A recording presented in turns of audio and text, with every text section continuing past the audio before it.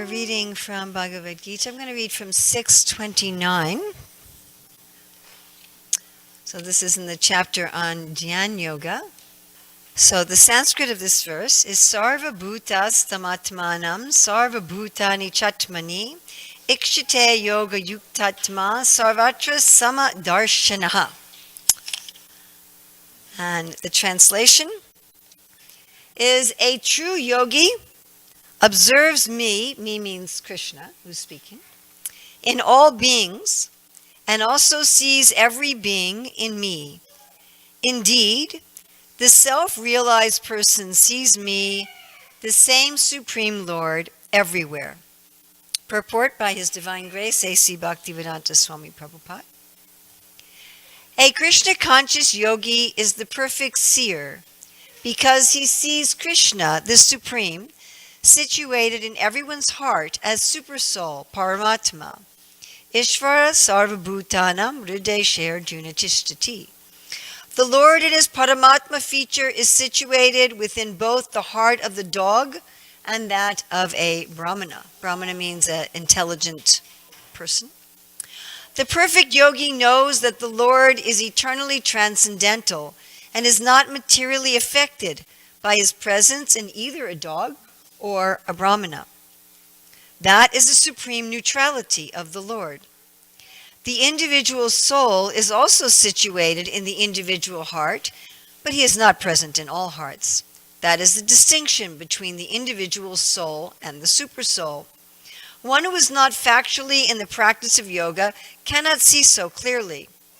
A Krishna-conscious person can see Krishna in the heart of both the believer and the non-believer. In the Smriti, Sadvata Tantra 349, this is confirmed as follows: Atatvacha matritvad atmahi paramo hari. The Lord, being the source of all beings, is like the mother and the maintainer. As the mother is neutral to all different kinds of children, the Supreme Father or Mother is also.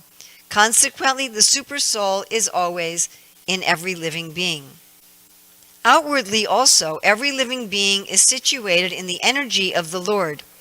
As will be explained in the 7th chapter, the Lord has primarily two energies, the spiritual or superior and the material or inferior. The living entity, although part of the superior energy, is conditioned by the inferior energy. The living entity is always in the Lord's energy. Every living entity is situated in Him in one way or another. The yogi sees equally because he sees that all living entities, although in different situations according to the results of fruitive work, in all circumstances remain the servants of God. While in the material energy, the living entity serves the material senses, and while in the spiritual energy, he serves the Supreme Lord directly. In either case, the living entity is the servant of God. This vision of equality is perfect in a person in Krishna consciousness. We're going to read the Sanskrit and English of the translation again. Sarva bhutas tamatmanam, sarva bhutani chatmani, ikshite yoga yuktatma, sarvatra samadarshanaha. A true yogi observes me, that's Krishna, in all beings, and also sees every being in me. Indeed, the self-realized person sees me, the same Supreme Lord, everywhere. So we have this word sama darshina. Sama means equally. And darshana means to see everyone equally. So this ideal of seeing everyone equally is something that's very much a tenet of modern society, yes? It's one of the main ideals, philosophical ideals, political ideals, social ideals of our modern society. Everyone should be seen equally. Is that correct? Yes? And I think especially in countries such as America, we really have the idea of an egalitarian society. I mean, there are some cultures in the world that are more hierarchical. They're more concerned with, okay, what's your status in society? But we have a very strong ethos, especially in the United States, that this is a very egalitarian society and we should see everyone equally. Does it work? Have we been successful with this? Not very. We haven't really done a very good job of it, have we? I mean, even the beginning of the country, it said that all men are created equal. But at the beginning of the country, did we treat even all men equally? No. When the country began, we had what? Slavery. And of course, I mean, when I was growing up, the word men meant all humans.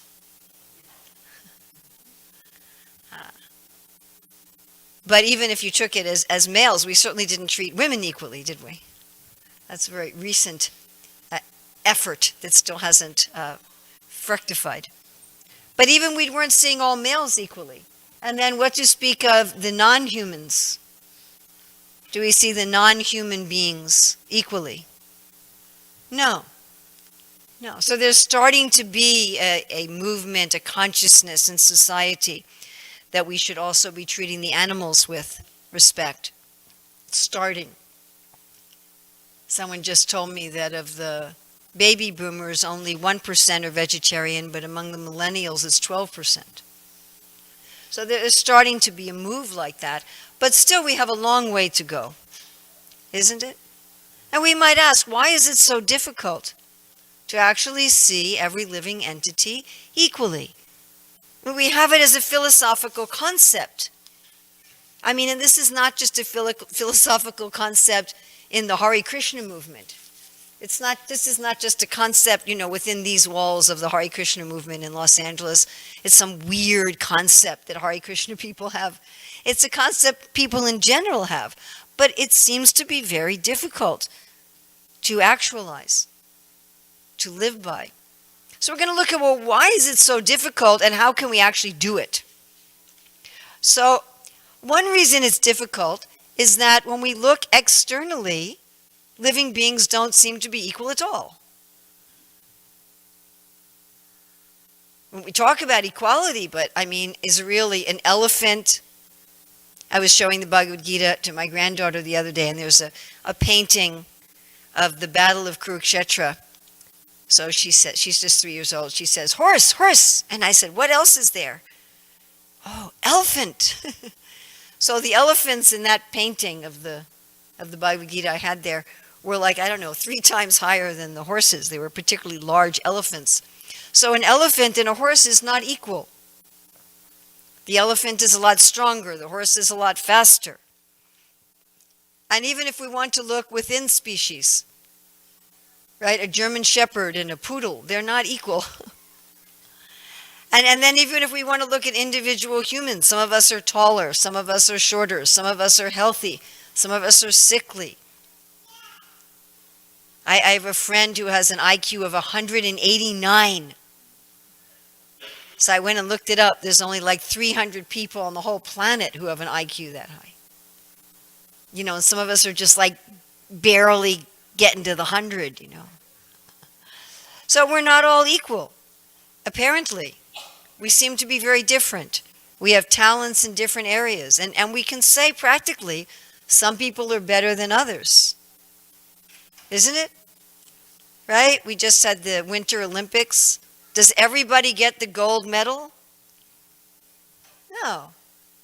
One person in each category. I saw something, I forget what category it was in. Somebody got the silver medal and they were so disgusted that they hadn't gotten the gold medal. They immediately just took it off. I'm only number 2 in the world. So, we recognize some people are better at, ice skating than others. I mean, I wouldn't even be in the competition. Right? And it's not only that we're different physically and we have different abilities, but we also have a problem with our own internal envy. I mean, I'm sure none of you have any problem with envy, but at least I do. So, if I see somebody who's better than me, I don't like it. There's this tendency that when someone's better, we want to pull them down. And if someone's equal, we want to brag about how good we are. And if someone's lower, we want to keep them down and exploit them. And this internal problem, this internal sort of psychological problem, also makes it very difficult to treat everybody equally. I was, many years ago, I was at an ecological conference in Hungary. And it was Hare Krishna devotees and other people as well. It was like a general conference.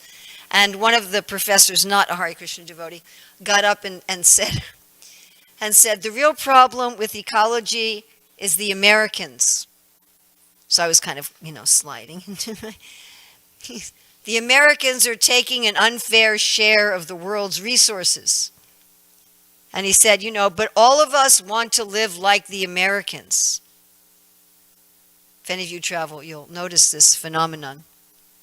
He said, but we can't do it. There's too many people.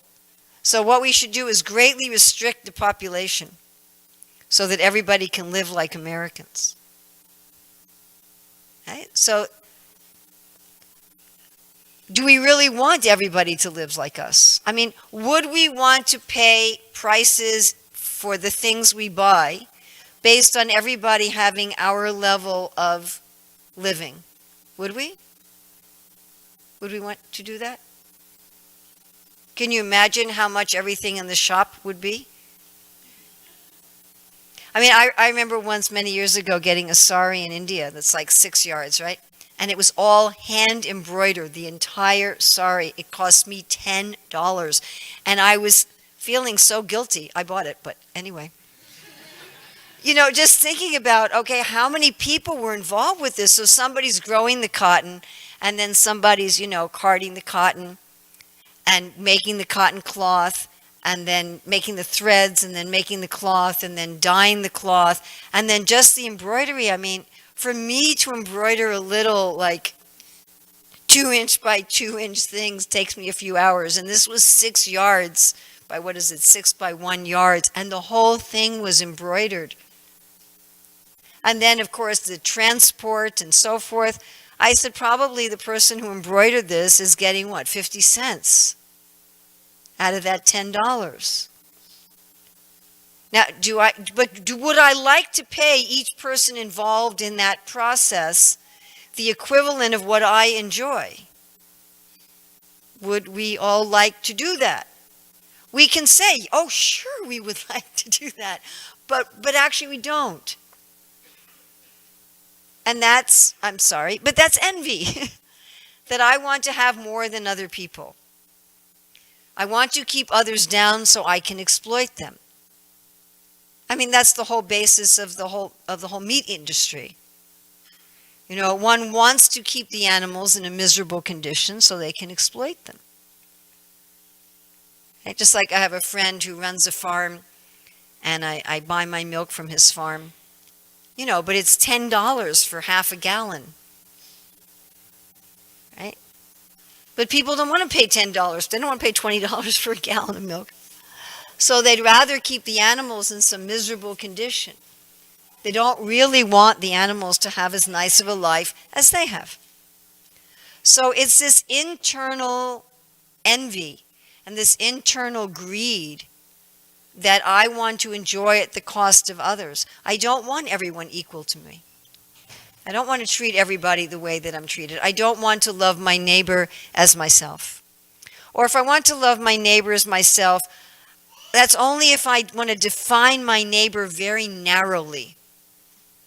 So then my neighbor are, other humans, or other humans who are also Americans, or other humans who are Americans with the same color skin or the same color religion. And those people should be treated equally, but everybody else, something else.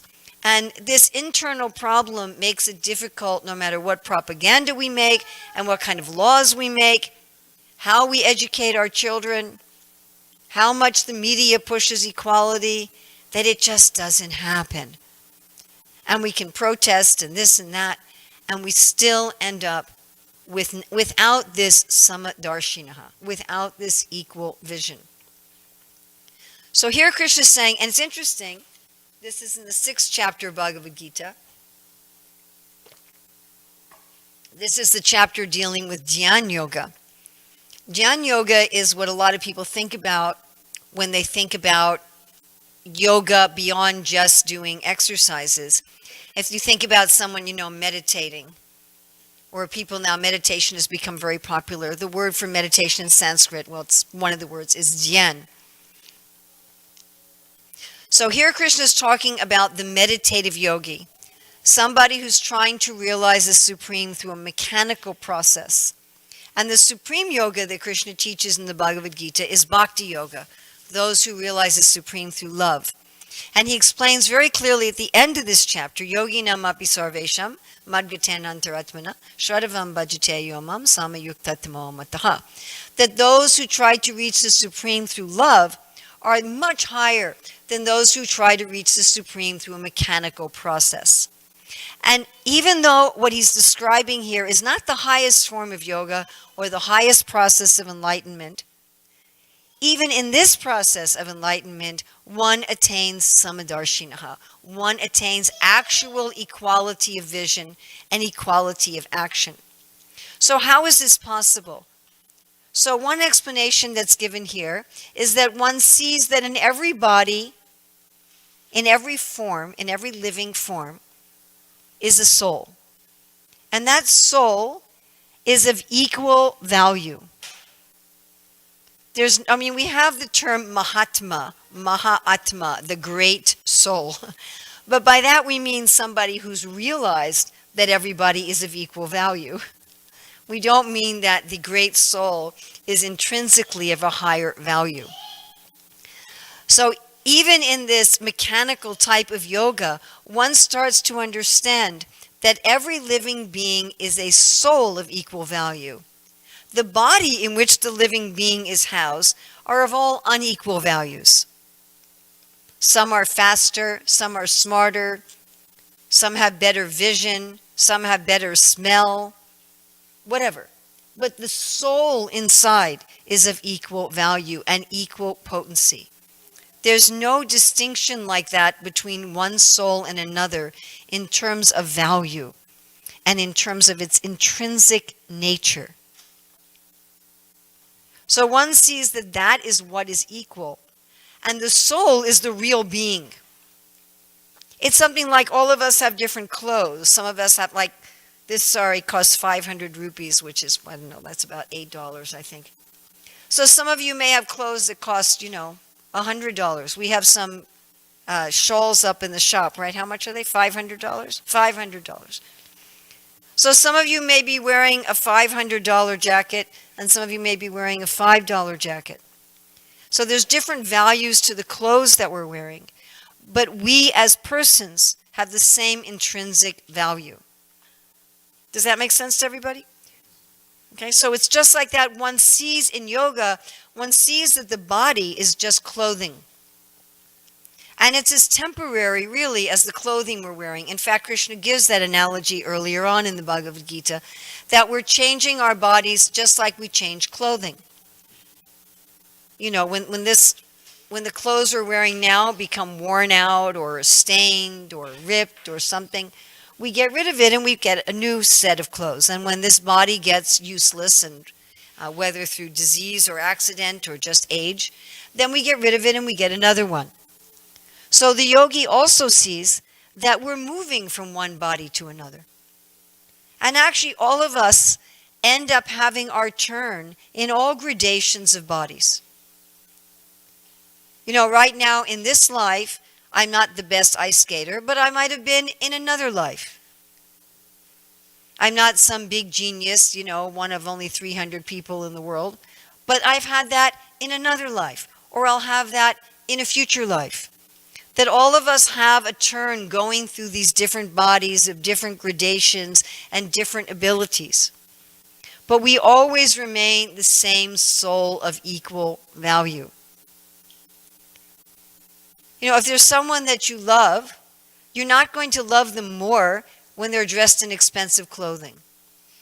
Or love them less, if they're working out in the garden and they're wearing some old torn clothing.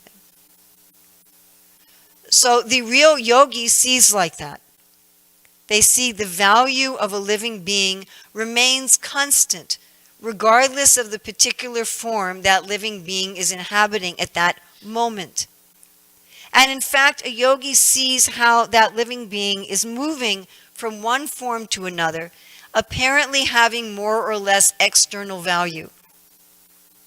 Now, if you see that, you're not going to take the particular external value that someone has at this particular moment very seriously. Right? Does that make sense? So, if someone you love, if they're painting the walls and so they're wearing old clothing with paint on them, you're not going to take that clothing very seriously in terms of evaluating the value of that person or your relationship with them. So the yogi looks at a dog and sees, oh, that's the soul in the body of a dog, but it was in the body of a human. Again, it will be in the body of a human. It will be in the body of a celestial. It'll be in the body of a bug. And the value remains the same. And the other point that Krishna makes in this verse is that one sees not only the equal soul, but one sees God. As Prabhupada quotes here, Isvara Sarvabhutanam Hrideshir Junatistati, that in every body is God. Just like this is an ordinary building made out of, bricks and concrete and wood and so many things. But here we've established the form of the Lord, and we have a sign that says, this is a temple of God, right? But actually, God is in every building. Somebody may establish his worship there or not, but he's there. The difference in this building is that we're acknowledging it. And this tilak mark on our forehead is a sign that I'm acknowledging the body I'm in as a temple of God. I'm acknowledging that God lives within this body. I mean, he lives everywhere. Why not within the body?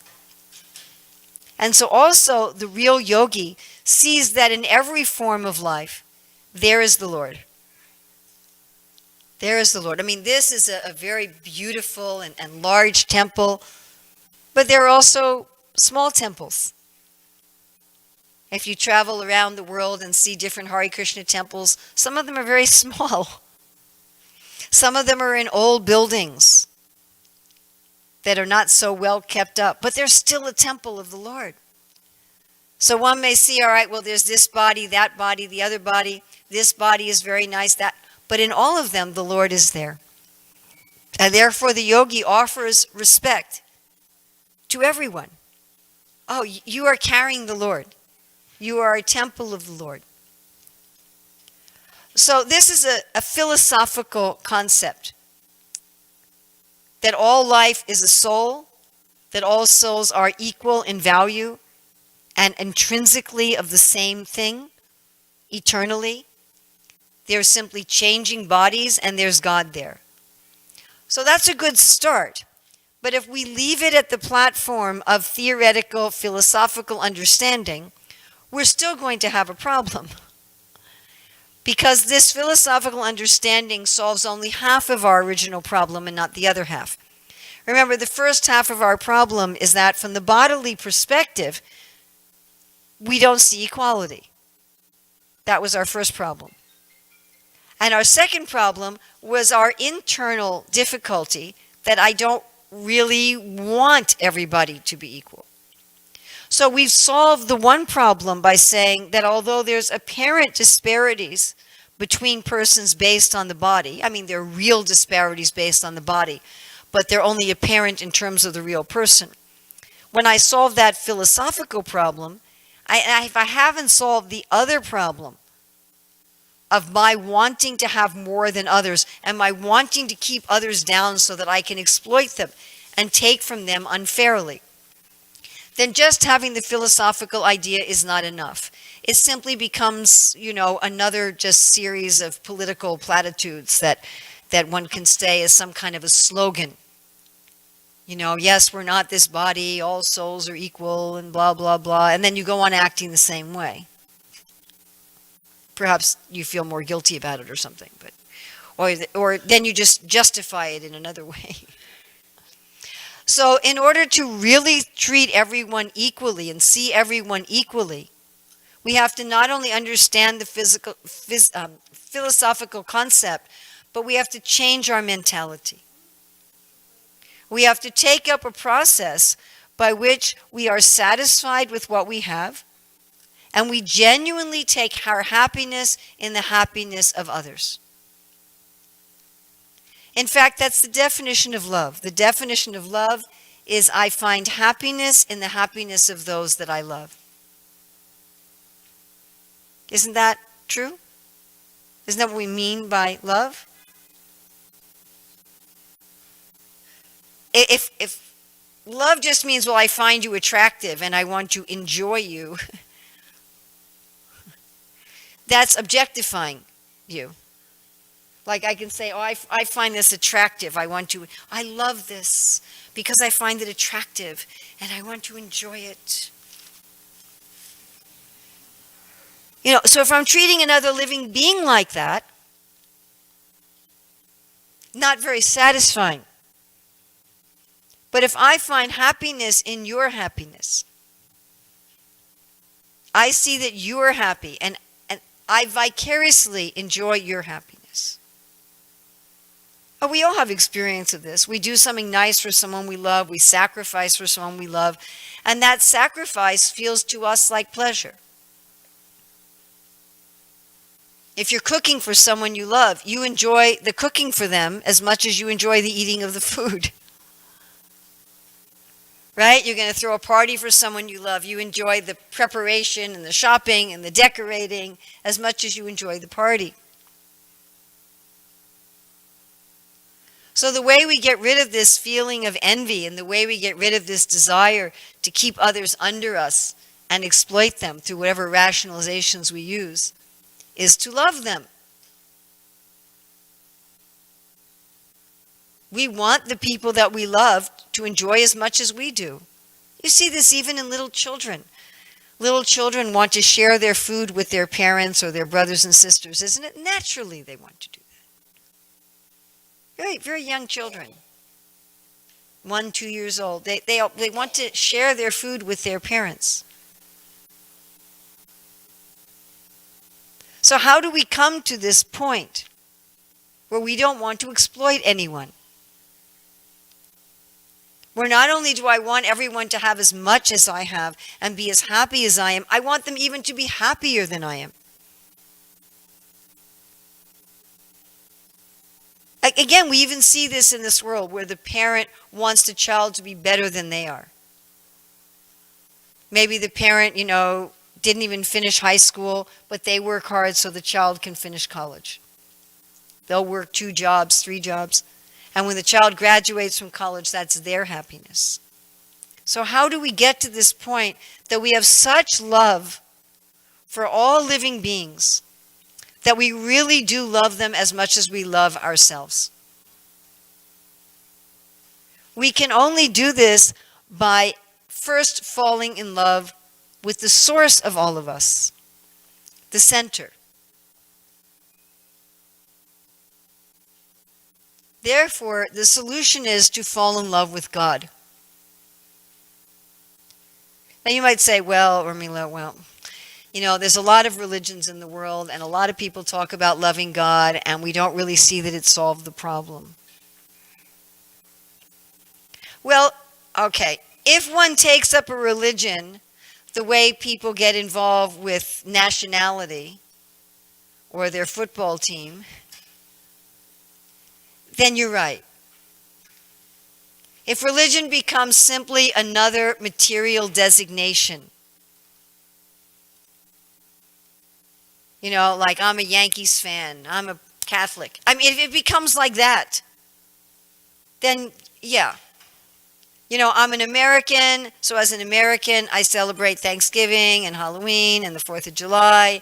And if it becomes, well, I'm a Muslim, so I celebrate Ramadan. And if it's that kind of taking up religion, then the effect really isn't there. But if one takes up religion and actually falls in love with God,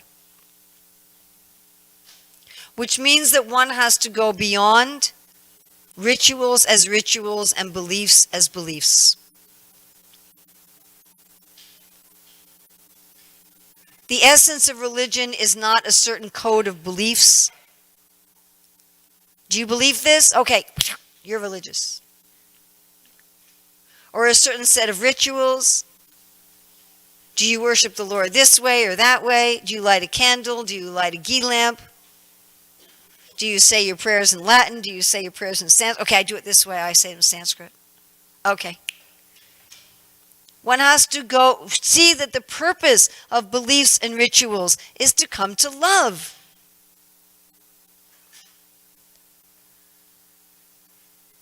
It's just like, we just had Valentine's Day. So Valentine's Day isn't just about getting your wife or your girlfriend roses so that she'll be happy with you and you won't fight.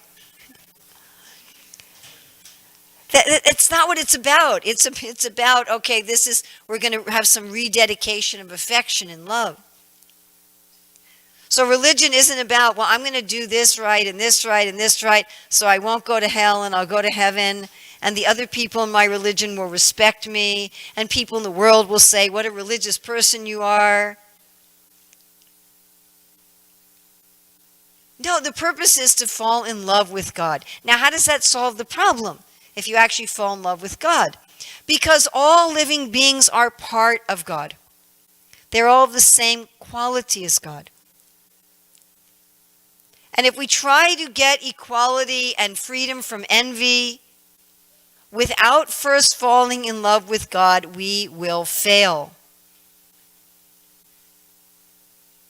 Because I see everyone equal because they're part of God. They're an equal part of God. And everyone has value because God loves them. And I should treat everybody as good as I treat myself and equal with myself, because that will make God happy. And because that's how He sees everybody. Srila Prabhupada often gives the example that if you try to make a plant healthy, you put water, fertilizer on the root of the plant. You don't try to water, each lemon and each leaf. If you want to be healthy, you put food in your mouth for your stomach. You don't try to put food in your ears. So if we want to love everyone equally, we have to first love the source. We have to first love God. Actually love God. And we see practically that those who come to love of God, like Srila Prabhupada. Srila Prabhupada saw the obvious differences between bodies. He didn't ask a 3-year-old to drive a truck. It wasn't that he didn't see that there's a difference between various kinds of bodies. But no matter who he came in contact with, he always treated everybody with equal respect, with equal facility, with equal opportunity, always. And that was true not only of the humans with whom he came in contact.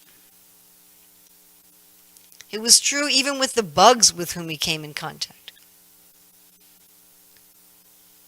Prabhupada was working on his books and he calls his servant. He had a little bell, call his servant.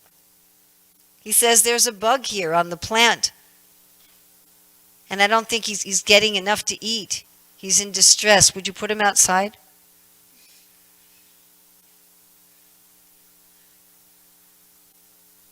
Srila Prabhupada came from India to America, and the people that he was working with in America had a vastly different culture. I mean, most of the first people he encountered, we'd have to say that even by American standards, were rather uncultured. But Prabhupada saw them as having equal value. It was one of the first things that you notice about Srila Prabhupada, is that he didn't have a desire to exploit anyone. Prabhupada was talking at one point that if you have an ideal society, you have the first-class intellectuals, the second-class government persons, and the third-class business persons, and the fourth class, the artisans, the laborers. And one of the reporters said, so are you a first-class person? He said, no, I'm a fifth-class person, because I am serving everybody else. And that was genuinely how he felt. He genuinely felt, I want to help make everyone happy. I want to make everyone as happy as I am, or happier than I am. That was his mood. And one will see among our Hare Krishna society that the serious practitioners who are actually falling in love with God also have this mood. They treat all living beings as having equal value, and they don't want to exploit anyone. They want everyone to become as happy and as satisfied and fulfilled, or more so, than themselves. So I'm sorry to say that we're not going to find a political or philosophical or social solution to this problem of inequality and exploitation. We can try and try and try, it's been tried for hundreds or thousands of years. The solution is ultimately spiritual, and from the spiritual solution, the social, political solutions will naturally come. If we had a society where even a critical mass of people were actually in love with God, and actually from that love of God were free of the desire of exploitation, and had a philosophical understanding of the true equality of all beings. From that point, we could come up with laws and we could come up with policies that would actually work. So Krishna himself, God himself, is inviting us. His representative, like Srila Prabhupada, is inviting us, come to this platform. And we see in our Hare Krishna movement, I mean, not that we're perfect with this in our movement, because not all of us are 100% in love with God. But you see within our movement, we don't have this kind of exploitive mentality. I see with the children who grow up in our movement, they don't see people in terms of the externals as being higher or lower. They just don't. It's not their vision. So I think the world is greatly in need of this, isn't it? I think it's one of the greatest needs in the world today. There's so much suffering, and there's so much exploitation, and there's so much harm being done by putting one living being as having greater value than another. That somehow we think certain beings matter more than others. Whereas to Krishna, every living being matters equally. He's in love with everyone, and so should we be. So we have a little bit of time if you have any questions or comments or objections.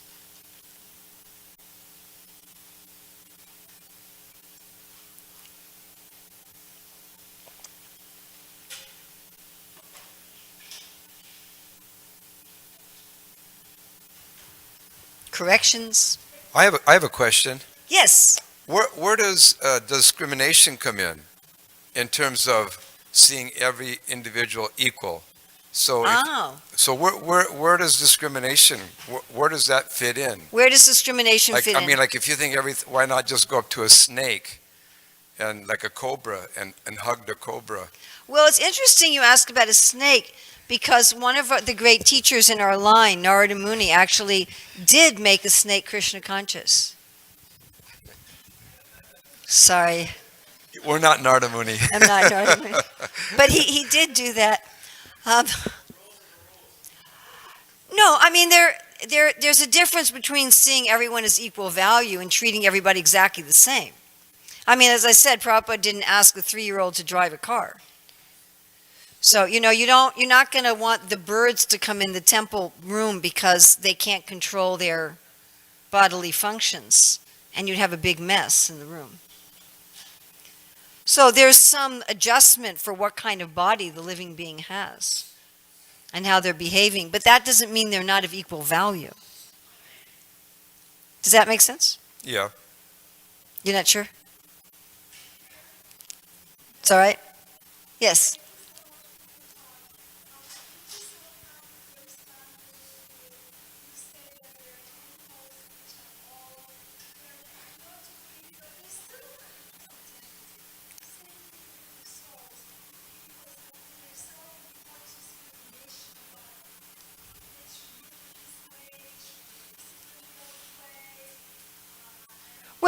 just talking about, for example, like the body that I'm in is getting old.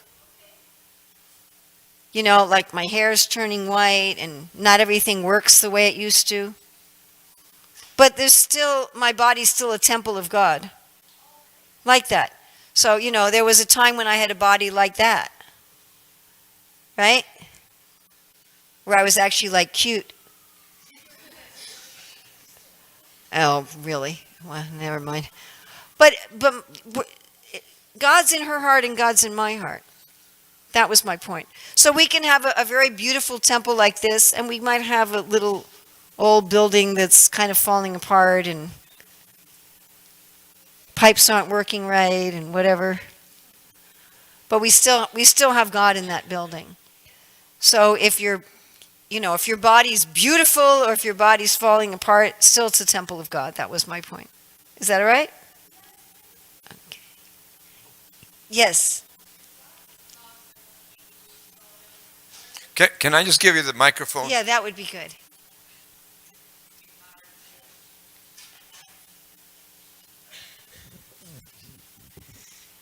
Thank you for your talk. Just a quick question. So if God loves everyone equally, so where do devotees come in? Does he not love them more, I guess? Does God love the devotees more? No. Ye tamam prapadyate tam sadaiva prajamyaham. He's reciprocating. No, he loves everybody, and he loves everybody equally. He says that he envies no one and no one is his favorite. But yet the devotees are very dear to him. Why? Because he's very dear to them.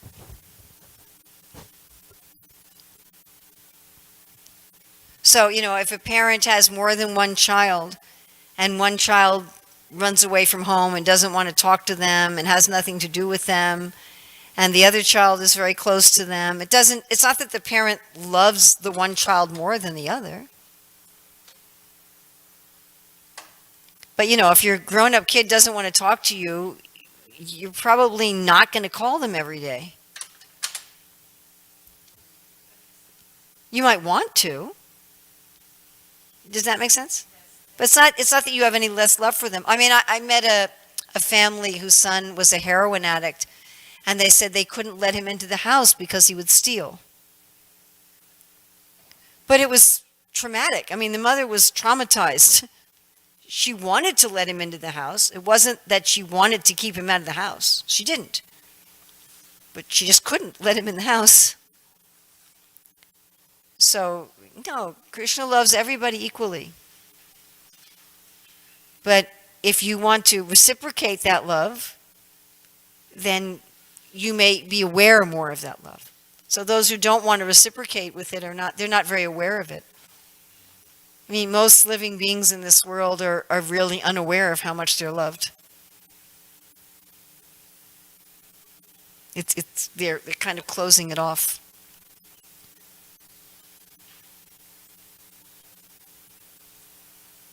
Thank you. Yes? We could probably we can have time for a few more, yes? Hold on. Wait for the mic. I had a quick question about devotee relationships. Okay. Of course, as opposed to karmi relationships. Do you think that it's possible for two devotees to love each other and love God too? Nah.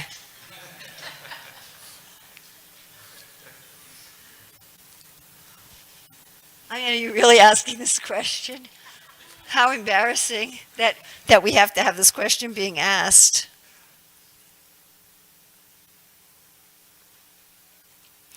You know, should I talk about lower stages of bhakti or higher stages of bhakti or both? What do you want? Both. Okay. So Prabhupada says in the Nectar of Instruction, text 4, that the purpose of the Hare Krishna Society is to nurture these loving relationships between the devotees. You know, and the 7 purposes of ISKCON, one of them is to bring us closer to Krishna, the prime entity, and also to bring us closer with each other. It's one of the purposes of ISKCON. Nectar of Instruction, text 4. Check it out. Okay. That's about I the will. loving exchanges. Giving and receiving prasadam, giving and receiving confidences, giving and receiving gifts. And there's 2 wonderful sentences there about how that this loving exchanges is what really nourishes the society of devotees, and it's the purpose for the society of devotees. Yes, it's possible. Now, if our love for God is imperfect, our love for other entities will also be imperfect. But it's not an on-off switch. It's not that either you do or it's a gradual thing. So as I gradually come to love Krishna, I will also gradually have genuine love for others. And Krishna talks about this is the most satisfying thing. Machchitam madgata pranam bodhiyantas paraskaram katayantas chamam nityan tushyanti cha ramanti cha. That when we gather together to glorify Krishna, when we gather together in love for Krishna, we feel great happiness and satisfaction between each other.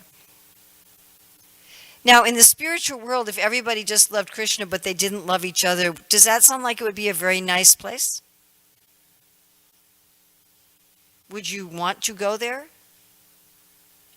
I mean, whenever people talk about this like vindictive idea of God, you loved me? Okay, heaven. You didn't? Hell. I mean, I just think, why do you want to be with somebody like that? Whenever people talk about God as this really like nasty, selfish person, I just can't fathom why they want to dedicate their lives to somebody like that. It always bewilders me. So it's very nicely explained in the Bhagavatam, in the description of the kingdom of God, that in the spiritual world, all the residents there are glorifying all the other residents. It says there that the beautiful and sweetly singing birds become quiet to listen to the buzzing of the bees. Now, we don't think of the bees buzzing as being as harmonious and beautiful as the birds, but they have no envy. So the birds are thinking, oh, the bees are also glorifying the Lord. And it says the beautiful flowers, all different colors, all different fragrances, they offer respect to Tulsi. Now, Tulsi has a fragrance and a beauty, but we don't think of a Tulsi plant like a rose or a gardenia, right?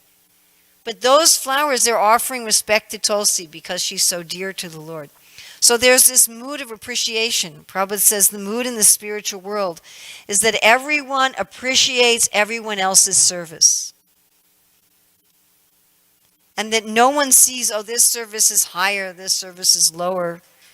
They see all these services are equally adored by the Lord. Now, one of the unique features, or one of the special features of the advanced stages of bhakti, is that not only do you become very attached to the Lord, but you also become very attached to a particular devotee who has a similar mood to you. So as you progress in Krishna consciousness, you'll find that you get a particular mood of loving the Lord awakens in you. And then you'll get attached to a devotee in the spiritual world who has a similar mood. And it's explained nicely by Rupa Goswami and by other acharyas like Vishwanath Chakravarti Thakur that one loves that devotee practically the same as they love the Lord. If you want a nice example of this, there's a song called Sri Rupa Manjari Pada, which is an expression of great love for another devotee. So that's at very advanced stages of Krishna consciousness. But the primary symptom of being at an advanced stage of Krishna consciousness is that one has love for a devotee of the Lord, practically speaking, equal to the love for the Lord. That is the demarcation between the beginning devotee and the advanced devotee. And the more that one has advanced realized persons, the more there is genuine love between the devotees. Is that all right? You're not sure? I mean, would you want to be in a society where we don't even aspire to love each other? Would that be attractive? No. I mean, you can always go to this as a kind of just logical construct. That if most people, most like normal people would be really repulsed by it, it probably isn't true. Does that make sense to you? Like we all have an innate desire for happiness. We all have an innate desire for healthy, vibrant life. We all have an innate desire for knowledge. We all have an innate desire for love. The fact that these things are universal is indicative that they exist in the reality. Does that make sense? So even if we don't find that in our material experience so much, the fact that we're all yearning for it, it means it must exist somewhere. Otherwise, where would the yearning have come from? I think we're out of time. So thank you very much. Srila Prabhupada ki jai.